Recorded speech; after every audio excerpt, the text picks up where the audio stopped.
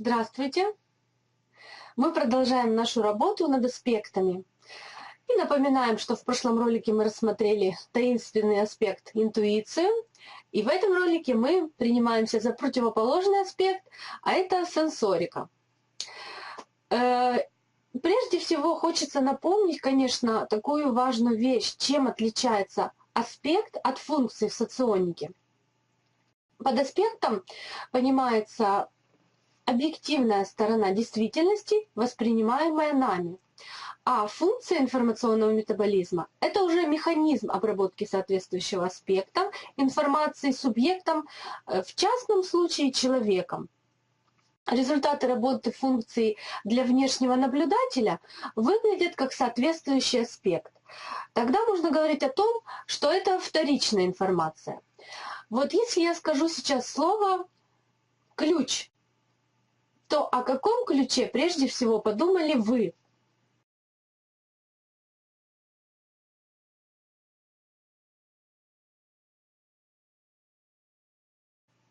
Конечно, чаще всего приходит на ум ключ, который открывает некую дверь. Но музыканты могут подумать и о скрипичном ключе или басовом ключе. Также есть ключ как источник, который бьет из-под земли. И также есть журавлиный ключ. То есть обработка аспекта происходит у каждого человека по-разному. И прежде чем рассмотреть аспект сенсорика, по просьбе наших зрителей, хотелось бы уточнить элемент определения информации Семена Ивановича Чурюмова, что информация – это код формы. Трактовку слова «код», пожалуйста, Александр. Семен Иванович определял его как постановку соответствия. Впрочем, я могу представить фрагмент в авторском, так сказать, изложении на конференции 2013 года в Крыму. За плохой звук и изображение ответственность лежит на нашем соционическом центре, как на организаторе конференции. Или через форму? Ну, это отдельный немножко вопрос. Вот это я обязательно с удовольствием с тобой бы его пообсуждал. Но вот здесь в данном случае то, что касается информации, что информация – это код формы. Можно задать вопрос, что такое форма, я уже дал определение, и можно задать вопрос, что такое код.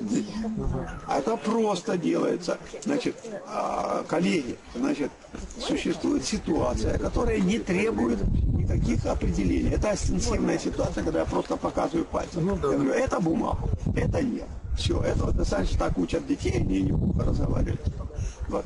Значит, и вот когда меня спрашивают, что такое код, я говорю, код – это сопоставление знака и значения. Словом «камень» я буду обозначать. Значит, все, я установил код. Значит, таким образом я дал... Кстати, способ формализации можно. Уже, понимаешь, уже формализация, уже надо там сложнее. Потому что вы ты опять форму форму. определили. Формализация уже форма. Да. А когда ты говоришь способ обозначения может быть, да. Код – это сопоставление объекта с знака со значением. Все простое и ясное определение прошел. Есть со ссылкой. Слово. Надеюсь, мы ответили на вопрос, что такое код. Теперь рассмотрим макроаспект сенсорика. Макроаспект сенсорика представляет поля реальности и субъективные оценки их с точки зрения свойств субъекта, а также потребительского ресурса. Макроаспект разделяется на экстравертированную сенсорику, которая со стороны функции экстравертированной сенсорики определяет давление среды и адаптацию к ней. Смотри, захват и бросок!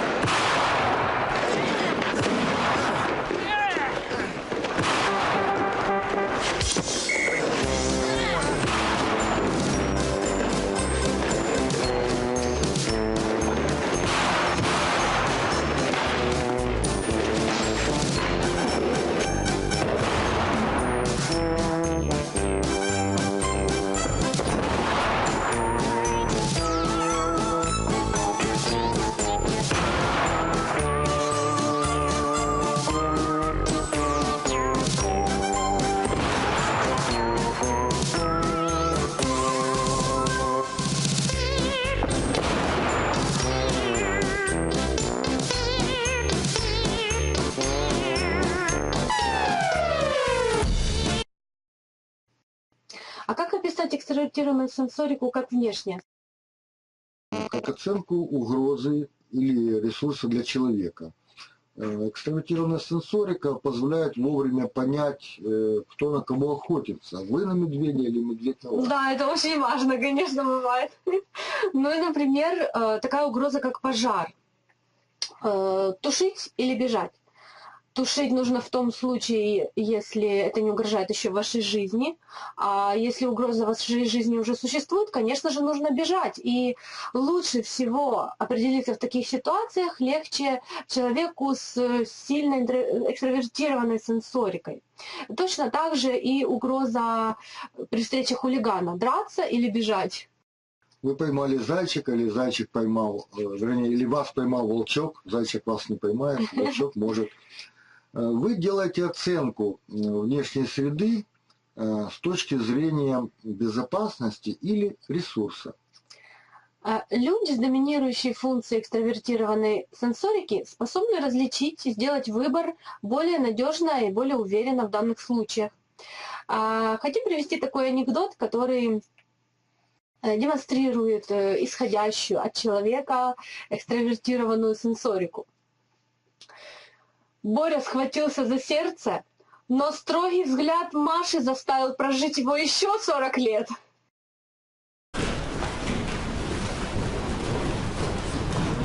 Свет, ты что такая грустная? Говорят, ты вчера с Машкой гулять ходил. Кто сказал? Во дворе. Да она мне тетрадку по алгебре давала. Я вышел всего на 5 минут. Ты вчера с ней 2 часа гулял, а мне даже не позвонил. Да что ты из-за всякой ерунды-то расстраиваешься, а? Ах, это из-за ерунды? Ты чего?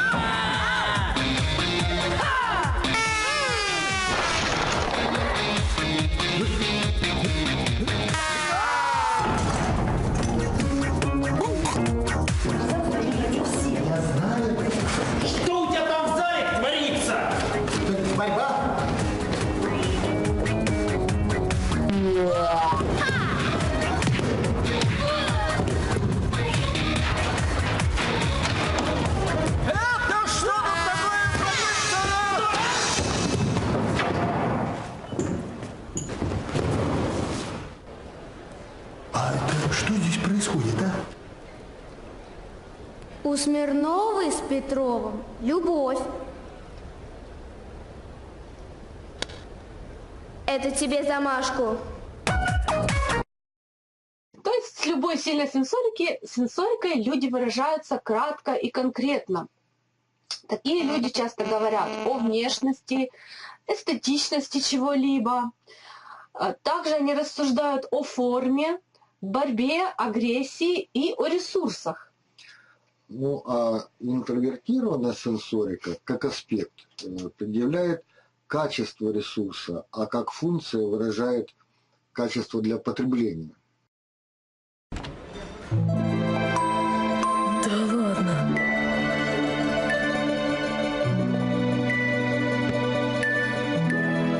Ну нифига себе.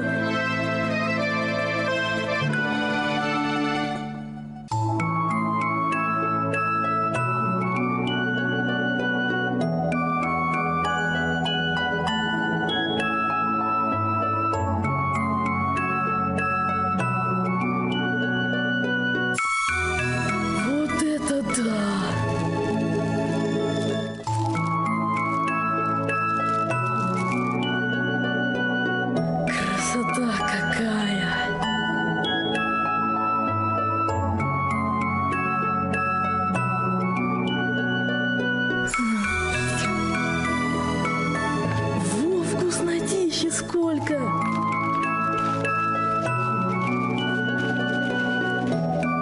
Обалдеть. Ну вот, например, интровертированный сенсорик хочет потребить в еду грибы. И вот он их нашел в лесу, а они между собой очень похожи, съедобные и несъедобные. И вот с помощью интровертированной сенсорики несложно можно определить по незначительным деталям, съедобный это ресурс или несъедобный. Например, это по каким деталям? Например, ворсинки на ножке, например, нюанс цвета, по запаху могут сенсорики еще определить, по нюансу цвета, да? По изгибу шляпки, по волнистости пластинок. Вот по этим деталям интровертированные сенсорики легко справляются с данной задачей. Всегда более темная, Хорошо. бугорочком в центре. Ага. И положим ее рядом с рядовкой мыльной. Вот. Видите? Вот. Мыльная тоже с бугорочком в центре. По краю светлее, бугорочек темнее. Но у нее эта вот светлота не просто светлая, а с кантик, как бы кантик по краю. Раз. Второе. Это мыльная, она сухая, ну, на вид как бы сухая. Да, а вот рядовка штриховатая или серая. Она блестящая, как будто вот как чем-то намазана. Ну, это в сырую погоду. В сухую погоду она тоже может быть сухой, но в сырую очень сильное различие. Вот. Плюс, сейчас покажу, вот это у меня отрезано уже. Вот. Пластинки-то, в принципе, похожи у этих вот рядовок. Но у мыльной бывает и в красноватый оттенок, и такой голубоватый-сероватый, разный. Давай отрежу, чтобы как-то так. Вот. Но рядовка серая или штриховатая больше в зелень отдает. Да. Очень сильная разница, если их понюхать.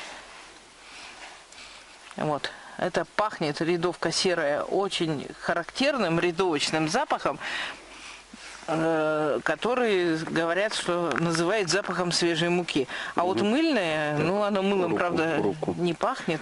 Ну, что-то как-то так, не сильно приятно, честно говоря. Хорошо.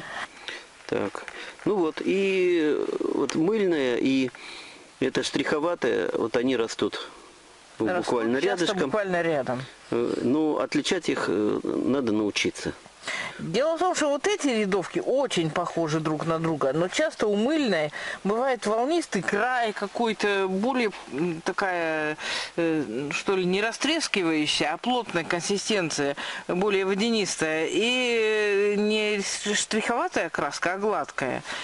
Ну, а в целом, еще раз повторю, самое большое различие по запаху. Понюхать сразу станет все ясно. Но если мы найдем мыльную, более такую ярко выраженную, мы покажем тогда разницу еще сильнее. Да, добавим. А пока вот так вот. Вот это сейчас серая вот у нас на экране. Это серая. Вот. А вот это мыльная. А вот мыльная. Вот видите, она действительно какая-то более сухая и более равномерная. Ну давай я серую вот эту сорву, положу рядом. Тоже рядышком, да. Вот они, чтобы раскрывшиеся. Так, положи. Вот, положу. Что малышей мы смотрели, а теперь вот такие. Более зрелые. Вот здесь вот видно, видите, он как блестит. Ну сейчас вот погода сырая, действительно она. Ну и цвет. Вот разный все-таки цвет.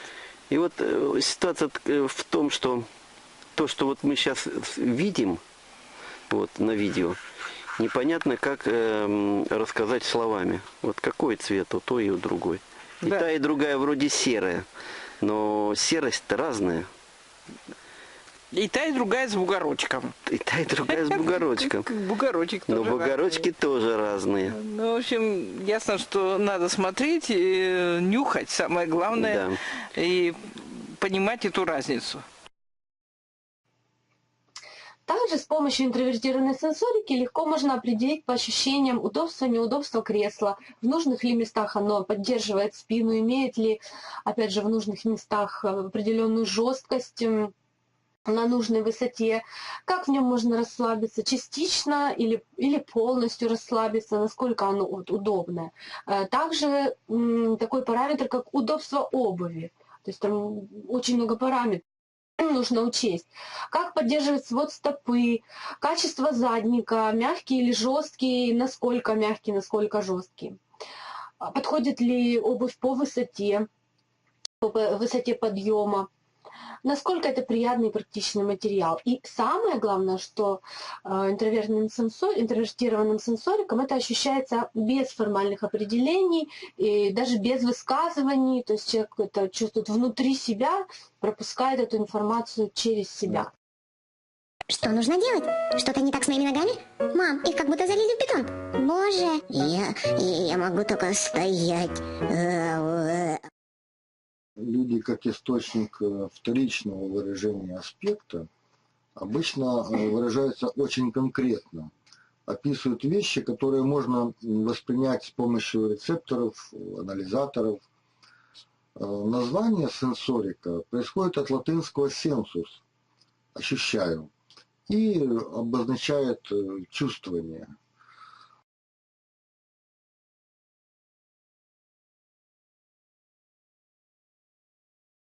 Люди называют конкретные вещи их свойства, мелкие детали и их оттенки, а также нюансы вкуса и ощущений. Вот анекдот по теме нюансов вкуса и ощущений. Приходит девочка в магазин и спрашивает: а у вас есть такая вот мороженка такая вкусненькая, такая ванильненькая, такая с шоколадинкой, с вишенкой и еще с вареницем? А ей отвечают: нет, фиговенько.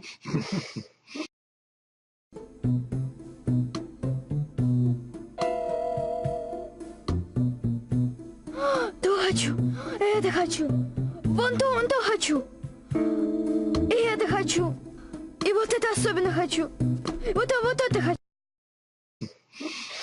Люди, у которых сильна интровертированная сенсорика, часто говорят о еде, об удобстве, о вкусах, запахах, наслаждениях и любых свойствах, сенсорных свойствах предметов и материалов.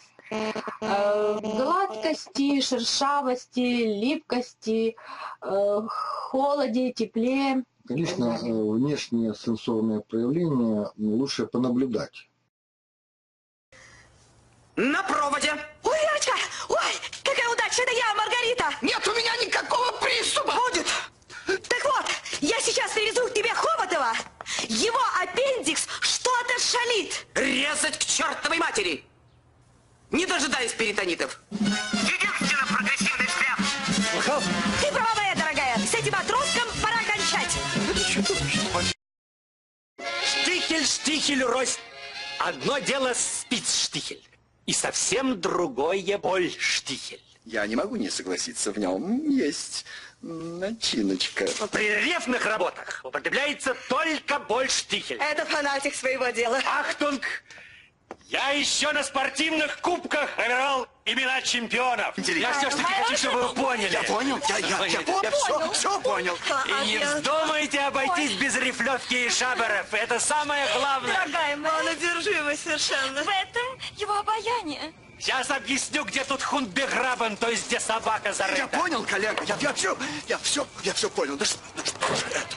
Евгеньевич, мужайтесь. Что? Мужайтесь, я уважаю вас. Что? Я преклоняюсь. Ну, дать тромон, вы были на высоте, дорогой мой. О чем вы? Ну, mein Freunde! Арвуар! Auf Wiedersehen! До свидания, арвуар! Auf Wiedergucken! Нижайший поклон. Сава, Левушка. Да. Что это тебе вдруг понесло со штихелями? Я имею в виду при рельефных работах, Маргарита Павловна. Тонкая вещь. Поспешишь, людей насмешишь. Мы благодарим всех за поддержку, в том числе и финансовую. Благодаря этому мы можем работать дальше над нашим проектом. Реквизиты вы можете увидеть на начальной странице. В следующий раз мы предлагаем вместе с нами рассмотреть макроаспект логика. Это будет не менее увлекательно. Мы благодарим вас за внимание. До свидания.